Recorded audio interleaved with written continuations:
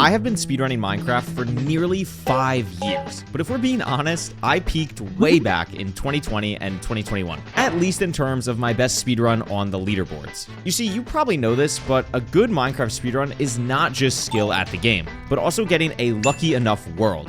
And in order to get a good enough world, you have to spend hours just resetting speedruns for the right conditions, and I hated it. But I still really loved speedrunning Minecraft, at least when I was actually playing the game, which is why I started playing every single world I loaded until I beat it. This is what speedrunners call no reset, and I enjoyed it so much that I decided to play it for basically the rest of my life. Out of nearly 5,000 speedruns I've done since, my best run without resetting was 13 minutes and 32 seconds. That is nowhere close to the insane leaderboard times today, but that's not my problem. My goal isn't a fast time, it's beating Minecraft 100,000 times. So I'm very aware that I'll probably never come close to the PB time that I set in 2021. That was until my 4,753rd speedrun. This is the video for the best speedrun I've ever played. But first, to understand this run, we have to start with the 13-minute, 32-second old PB. My previous run starts with a buried treasure on my spawn island. This is undoubtedly the best possible start to a Minecraft run, and it's what speedrunners going for a very good time reset worlds to find. Buried treasures might be the best structure for a Minecraft speedrun, but it's not my favorite. Temple, this was what I wanted last seed. Oh my god, I have a, wait, no, I don't have a lava pool. It's okay. Part of what makes a buried treasure run so fast is your access to TNT. This allows you to quickly get wood and blocks to gear up fast. And in my personal best, I had everything I needed from the overworld only 80 seconds into the run. This was almost a sub 2-minute nether enter if there was magma in my ravine, but I lost a minute digging for lava. Desert temples are the only other structure with consistent access to TNT, but it will almost always take longer to get geared up for the nether, especially if the loot doesn't have enough iron. 5 iron. No iron ore though, huh? 7. Okay, well that changes everything. I'm gonna push for a fast enter.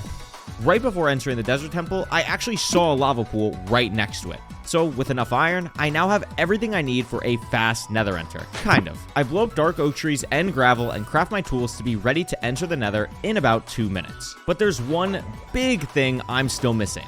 Good food. I spent about 40 seconds killing cows for 9 steak, and if I wanted to push this overworld even faster, I could have just entered the nether with 30 rotten flesh and 2 golden apples from the temple. But I'm never playing for a fast time at first. I'm playing to consistently beat the game 100,000 times. Okay, this is a really fast enter, especially for temple. Let's flip and go. This enter is pretty good, but ends up over 40 seconds slower than my previous PB on the better overworld. But as always, with any Minecraft speedrun, anything can change in an instant. Oh, okay, that's fine. That's Insta, like behind me Insta. Yeah, hi. Oh my god. In case you missed it, that was the Nether Fortress also on my screen for half a second. So with an instant Bastion, we now pull ahead 15 seconds faster than my PB. But there's a catch. This is a Stables Bastion, arguably the worst on average out of the 4 possible Bastions, but it could also be the fastest. Let me explain. A Stables Bastion is composed of 5 random sections, 2 gaps, and 3 chest sections. A good gap has all the gold we will need to do a Bastion route, but it's usually pretty slow with only a few piglins to trade. A triple chest, on the other hand, has only 4 gold blocks, but they're right next to some chests and have a ton of piglins nearby to trade.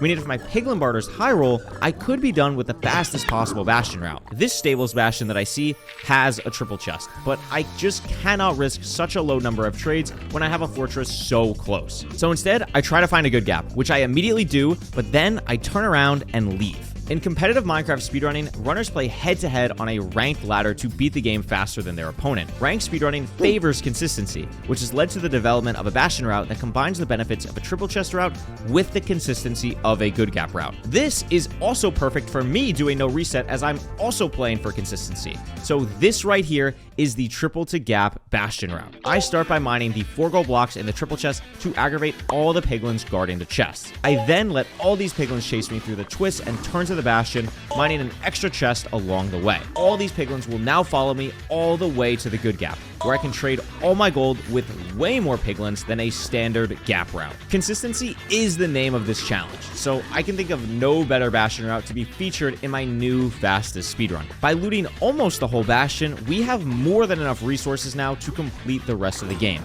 Most notably 20 obsidian, which allows us to use the faster travel in the nether to travel to the stronghold. And good trades let us keep our 15-second lead going into this fortress. And it's beautiful, opening up to an immediate blaze spawner. Our desert temple ends up giving us some more help here, as we can use 4 more TNT to clear all the blocks that would prevent blazes from spawning. And notably, TNT doesn't explode and leave fire like a normal blaze bed would. The only thing left now is to barter with luck for good blaze rod drops.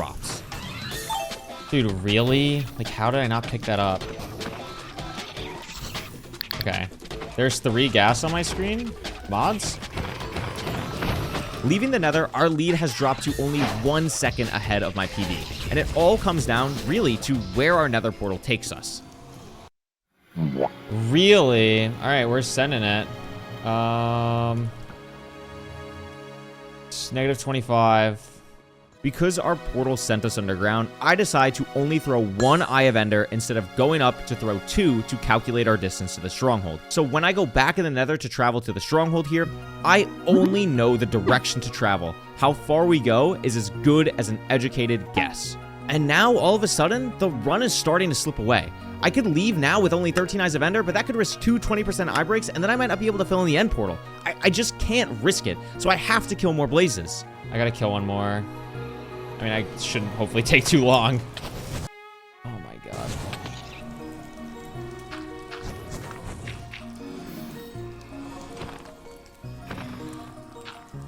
Negative 25 is this way.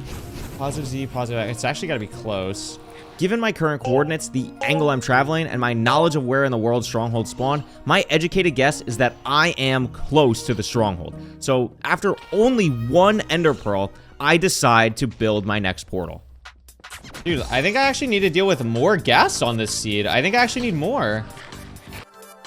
Like, wow, dude. Not exactly sure where this is. It's a pretty sizable angle change, dude. I think it's like in this line. Okay, I have a good idea. I think it's this chunk. Okay, it's the next one. I have wood. Wait a second.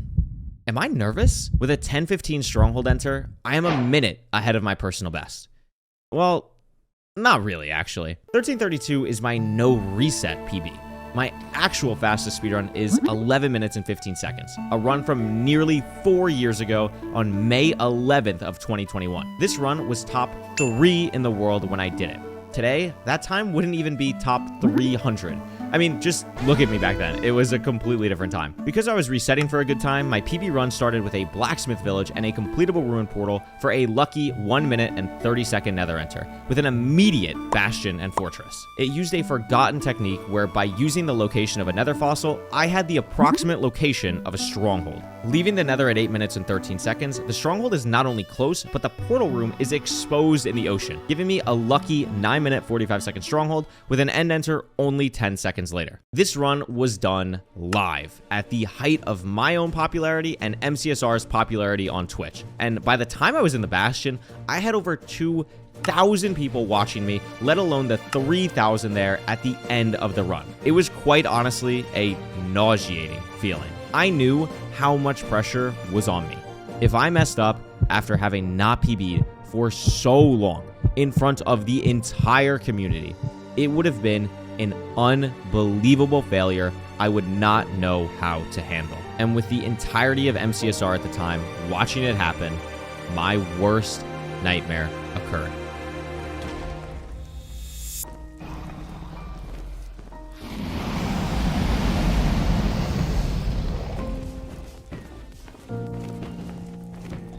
PLS Dragon be nice.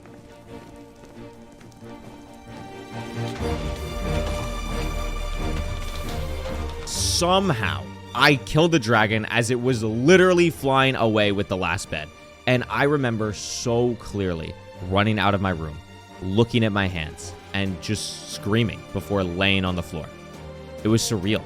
And after that moment, nothing has ever truly made me feel nervous or that rush in the 4 years since. This speedrun, the one I am on right now, might not beat my 11:15, but it is the fastest Stronghold in my 5,000 no reset speedruns and only 30 seconds away from my true personal best. And for the first time in over 4 years, I feel the pressure of being on some of my best speedrunning pace ever. Pressure I barely even felt in my previous no reset PBs, being so far ahead of what I even thought was possible in no reset. I'm truly nervous. My gameplay is starting to look sloppy, but it feels great. I realize I no longer need luck to beat my best Minecraft speedrun, and I don't even need to reset to get it. I might not beat 11:15 today, but now there is no doubt in my mind if I will beat it, but simply when. Don't be stupid.